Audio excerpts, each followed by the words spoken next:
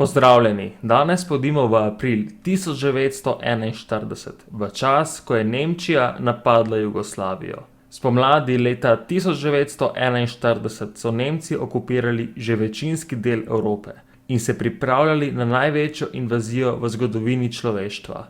Nemci so hoteli napasti Sovjetsko zvezo. Toda preden so hoteli napasti Sovjetsko zvezo, so hoteli okupirati še Grčijo, saj bi se tako zavarovali pred angleškimi bombniki, pred bombardiranjem romunskih naftnih nahajališč. Toda ravno pred invazijo na Grčijo se je v kraljevini Jugoslaviji 27. marca zgodil državni udar. Prav zaradi tega državnega udara so morale sile osi sedaj napasti še Jugoslavijo. Sicer se je Jugoslavija na začetku vojne razglasila za nevtralno kakor Švica, ampak to ni trajalo dolgo. 28. oktobra je Italija napadla Grčijo, tudi zaradi neuspehov so Italijani za pomoč prosili Nemce.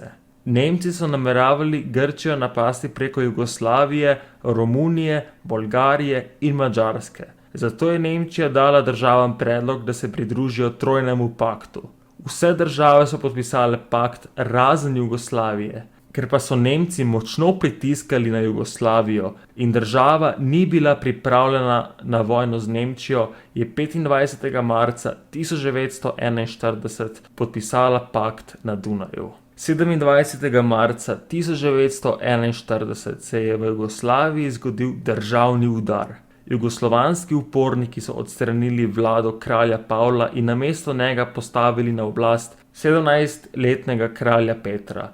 Protestniki so v Beogradu vpili bolje rat nego pakt, kar pomeni bolje, da je vojna kakor pakt. Sicer Jugoslavija pakta uradno še ni prekinila, toda nemško vodstvo je znorelo in Jugoslavijo označilo kot sovražnika. Hitler je ukazal, da je treba Jugoslavijo uničiti vojaško kot tudi etično in tako se je začela invazija na Jugoslavijo. 6. aprila so nemški bombniki že začeli z bombardiranjem. Nemška druga divizija je napadla Jugoslavijo preko Avstrije, kjer bi pot nadaljevala do Beograda. Tankovske divizije bi napadle Jugoslavijo preko Romunije in Bolgarije. Italija pa je napadla preko Slovenije in bi nadaljevala pot proti Zagrebu. Tako so preprečili umik jugoslovanske vojske Grčiji. Jugoslovanski načrt za obrambo se je imenoval R-41 in je nastal v začetku leta 1941, ko so Nemci že razporejali enote za napad na Jugoslavijo. Za obrambo Jugoslavije je bilo predvidenih 27 divizij, pri čemer naj bi upočasnili sovražnika na vseh frontah. In bi se jugoslovanske enote počasi umikale proti Grčiji, kjer bi za zavezniki organizirali močnejši upor proti Nemcem. Toda načrt je propadel, ker je bila Jugoslavija zelo hitro in močno napadena z vseh strani. Jugoslavijo so napadli 6. aprila 1941 ob 5. uri zjutraj, brez vojne napovedi. Sile osi so napadli Jugoslavijo z več kot 300.000 vojaki, 800 tanki in s preko 1500 letali.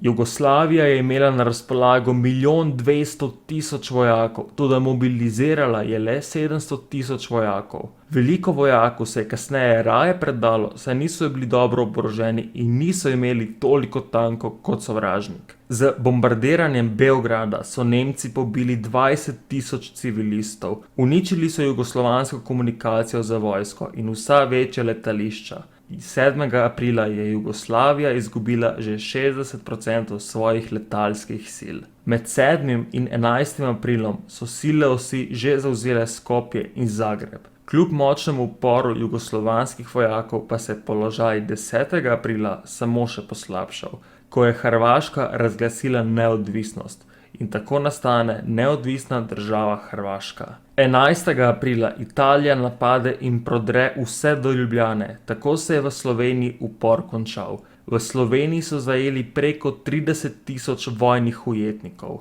13. aprila pade tudi Beograd, brez večjega upora. 14. aprila se vse preživele jugoslovanske enote s svojim vodstvom umaknejo v Sarajevo. Kralj Petar in jugoslovansko vodstvo takrat z letalom tudi zbežijo iz Jugoslavije. Kasneje, 15. aprila, ko v Sarajevo pridejo nemški tanki, jugoslovansko vodstvo svojim enotam ukaže predajo. Kasneje, 18. aprila, Jugoslavija brezpogojno kapitulira in tako se je končala aprilska vojna. Okupator si je seveda razdelil ozemlje. Prekmurje je dobila Madžarska, prav tako tudi nekatere dele v Srbiji. Srbija, Štajerska, Dolenjska in Gorenjska pripada Nemcem. Italija je dobila ljubljansko pokrajino in nekaj hrvaškega ozemlja. Ostalo je dobila neodvisna država Hrvaška. Upam, da vam je bil današnji dokumentarec všeč. Če vam je bil všeč, pritisnite like in se naročite. Hvala in lep dan.